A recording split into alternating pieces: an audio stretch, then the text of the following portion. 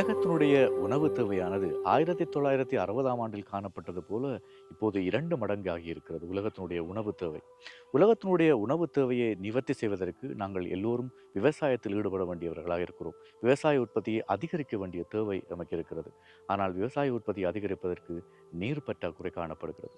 நீர் பற்றாக்குறை என்பது இந்த காலநிலை மாற்றம் நமக்கு தந்திருக்கிற மிகப்பெரிய ஒரு துரதிர்ஷ்டவசம். இலங்கையினுடைய விவசாய உற்பத்தியிலும் இது பாரிய ஒரு தாக்கத்தினை செலுத்தி இருக்கிறது.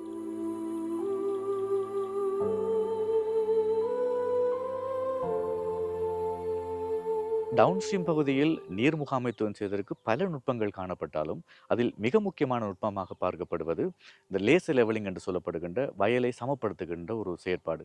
இது இலங்கையினுடைய 7 மாவட்டங்களிலும் நமது திட்டம் மூலமாக மிக சிறப்பாக செய்யப்பட்டு வருகிறது.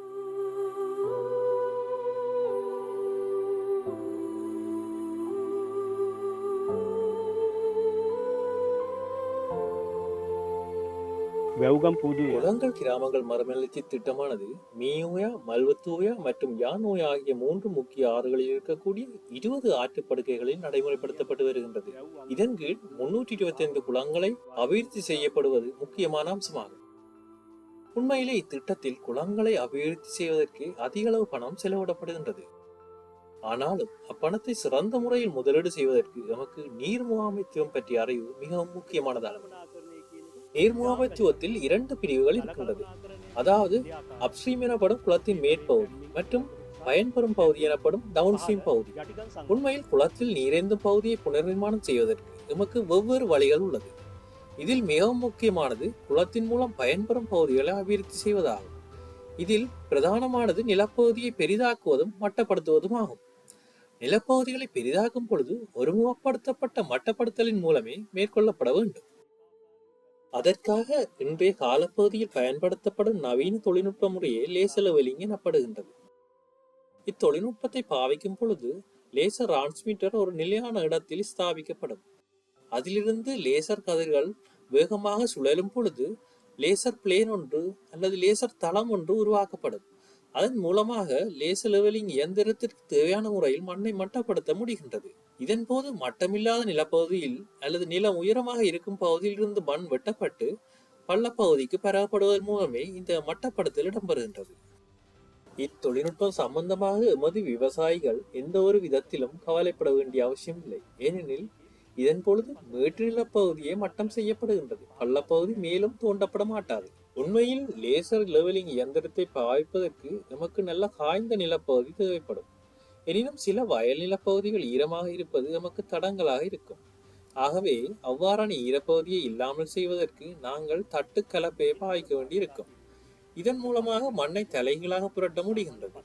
சாதாரணமாக மண்ணை தலைகீழாக புரட்டி ஓரிரு நாட்களுக்கு பின்பே லேசர் இயந்திரத்தை பாவிக்க முடியும்.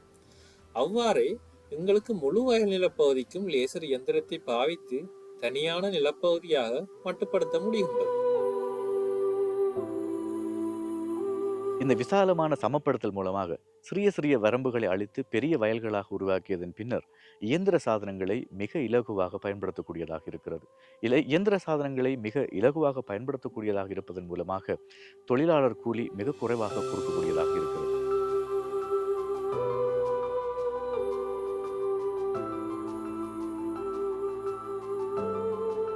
செயற்திட்டத்தின் ஊடாக நில பண்படுத்தல் மூலம் நீர் முகாமைத்துவத்தை செய்து கொள்வதற்காக மக்களோடு மக்களாக ஒரு சமூக அணி திரட்டல் செய்யும்போது பாரிய சவால்களுக்கு முகம் கொடுக்குறோம். அந்த பாரிய சவால்களுக்கு முகம் கொடுத்து அவர்களை மனமாற்றம் அப்படிங்கிறது அவங்களோட பாரம்பரியம், கலாச்சாரம், ஊர்வாரியான சில சந்தர்ப்பங்கள் மூலமாக இவங்களது மனமாற்றங்களை செய்து கொள்வது கடினமாக இருந்துச்சு. ஆகவே இவர்களை மனமாற்றத்தை கொண்டு வந்து இந்த தொழில்நுட்ப ரீதியான விவசாயத்தை செய்து கொள்றதுக்காக அவளோடு தனியாக இருந்து தனிநபர்களோடு கலந்துரையாடி ஊர்வாரியாக கலந்துரையாடி இந்த மக்கள் அனைவரையும் ஒன்று சேர்த்து விழிப்புணர்வு கொடுத்து காணொளிகள் வழங்கி காணொளிகள் மட்டுமல்லாமல் தனிப்பட்ட ரீதியாக கலந்துரையாடல் செய்வதன் மூலமே இந்த நில பண்படுத்தலை வெற்றிகரமாக செய்து முடிச்சிருக்கிறோம். இந்த வயல்களை விசாலப்படுத்தி சமப்படுத்துகின்ற தொழில்நுட்பமானது லேசர் லெவலிங் என்று சொல்லப்படுகிறது. இந்த லேசர் லெவலிங் என்பது கிளைமேட் ஸ்மார்ட் அக்ரிகல்ச்சர் என்று சொல்லப்படுகின்ற காலநிலைக்கு தோதான விவசாய முறைமைகளுக்குள் மிக சிறப்பாக செய்யப்படுகின்ற ஒரு விஷயம். இதன் மூலமாக மிகச்சிறந்த நீர் முகாமைத்துவத்தை பெற்றுக்கொள்ள கூடியதாக இருக்கிறது. மிகச்சிறந்த வாட்டர் மேனேஜ்மெண்ட் இதன் மூலமாக உருவாக்கப்பட்டிருக்கிறது. ඊයදු විශාල කිරීම සහ ලෙවල් කිරීම வயல்பாத்திகளை விஸ்தரித்தல் மற்றும் நிலத்தை சமப்படுத்தலை மாத்திரம் எடுத்துக்கொண்டால் விவசாயிகளுக்கு அநேகமான நன்மைகளை பெறக்கூடியதாக உள்ளது. பிரதானமாக தற்போது 80% விவசாயம் இயந்திரங்களை மையமாக வைத்து மேற்கொள்ளப்படுகிறது. உலர்வலய விவசாயிகள் அறுவடைக்காக கம்பைன் காவஸ்டரையை பயன்படுத்துகின்றனர். இயந்திரங்களை வாடகைக்கு பெற்று இந்த கம்பைன் காவஸ்டரை பயன்படுத்துகின்றார்கள். இந்த கம்பைன் காவஸ்டர் முறைக்காக செலவிடும் தொகையானது வயல் பாத்திகளின் அளவுக்கேற்ப வேறுபடுகிறது. சிறு வயல் பாத்திகளில் இயந்திரங்களை பயன்படுத்துகையில் தேவையான காலம், இயந்திரத்தின் தேய்மானம், தேவையான எரிபொருள் அளவு ஆகிய அனைத்தையும் கருத்தில் கொள்ளும் பொழுது விஸ்தரிக்கப்பட்ட வயல் பாத்திகளுக்கான தேவையுடன் ஒப்பிடுகையில் செலவு அதிகமாகவே உள்ளது. ஆகவே விவசாயிகளிடம் இந்த இயந்திரங்களை குறைக்க தொகைக்கு வாடகைக்கு விட முடியும்.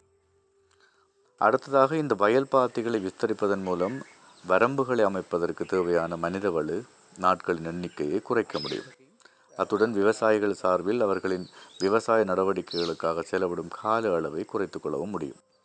அவர்களின் இயந்திரங்களை வாடகைக்கு எடுப்பதாயின் அவற்றுக்கான செலவையும் குறைத்துக் கொள்ள முடிகிறது. நான் நினைக்கிறேன் இந்த வயல்பாத்தி விஸ்தரிப்பின் மூலம் நான் ஏற்கனவே சொன்னது போல 2 நன்மைகளையும் விவசாயிகளால் பெற்றுக்கொள்ள முடிகிறது.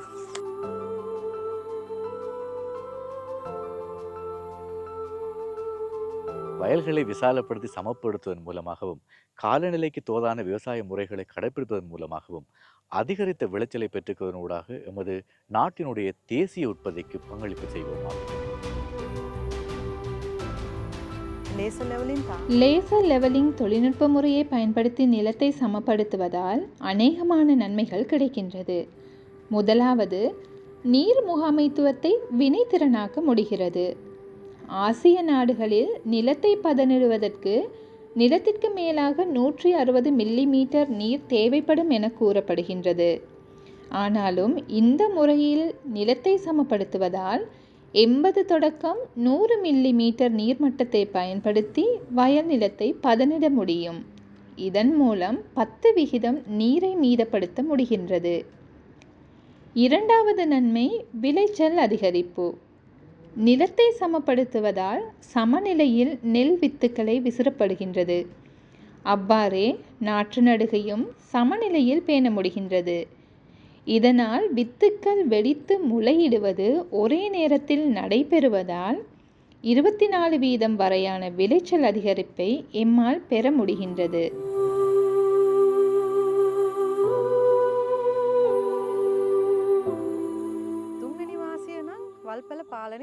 மூன்றாவது நன்மை களை கட்டுப்பாடு. சமப்படுத்திய வயலில் 40% வரையான களை கட்டுப்பாட்டை இலகுவாக மேற்கொள்ள முடிகின்றது. களை கட்டுப்பாட்டுக்காக பயன்படுத்தப்படும் இயந்திரங்களையும் சிரமமின்றி இலகுவாக பயன்படுத்த முடிகின்றது. இந்த முறைக்கு தேவையான மனிதவள நாட்களையும் 5 தொடக்கம் 10 நாட்கள் வரை குறைக்க முடியுமாக உள்ளது.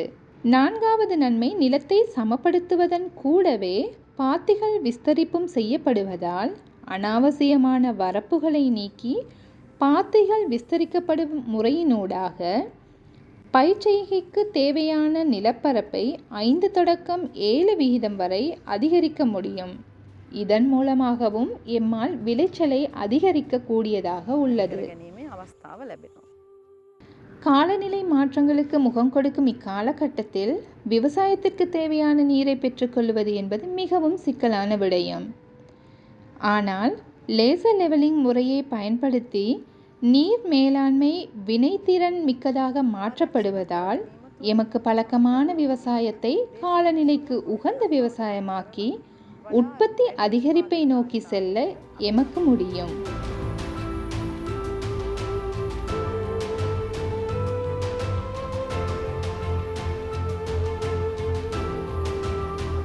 இவ்வாறு வயல்களை விசாலப்படுத்தி பண்படுத்தியதன் மூலமாக காலநிலைக்கு தோதான விவசாய முறைகளை கைப்பற்றியதன் மூலமாகவும் அதிகளவான விளைச்சலையும் அதிகளவான உற்பத்தியை மேற்கொண்டு எமது நாட்டினுடைய மொத்த தேசிய உற்பத்திகளில் பங்களிப்பு செய்வோம்.